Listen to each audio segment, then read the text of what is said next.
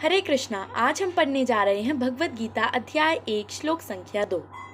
संजय उवाच दृष्ट्वा तु पाण्डवानीकं व्यूढं दुर्योधनस्तदा आचार्यमुपसंगम्य राजा वचनमब्रवीत्।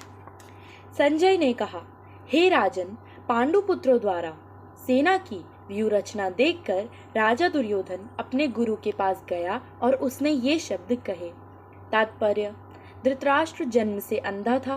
दुर्भाग्यवश वह आध्यात्मिक दृष्टि से भी वंचित था। वह यह भी जानता था कि उसी के समान उसके पुत्र भी धर्म के मामले में अंधे हैं और उसे विश्वास था कि वे पांडवों के साथ कभी भी समझौता नहीं कर पाएंगे, क्योंकि पांचों पांडव जन्म से ही पवित्र थे।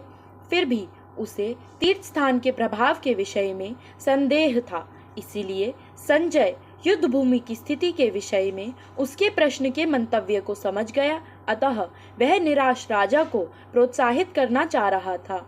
उसने उसे विश्वास दिलाया कि उसके पुत्र पवित्र स्थान के प्रभाव में आकर किसी प्रकार का समझौता करने नहीं जा रहे हैं। उसने राजा को बताया कि उसका पुत्र दुर्योधन पांडवों की सेना को देखकर तुरंत अपने सेनापति द्रोणाचार्य को वास्तविक स्थिति से अवगत कराने गया। यद्यपि दुर्योधन को राजा कहकर संबोधित किया गया है, तो भी स्थिति की गंभीरता के कारण उसे सेनापति के पास जाना पड़ा।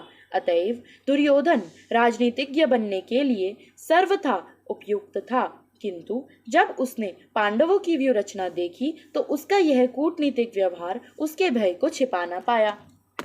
हरे कृष्णा। श्रीमद् भगवद गीता ग्रंथ की जय। श्रील प्रभुपाद की जय।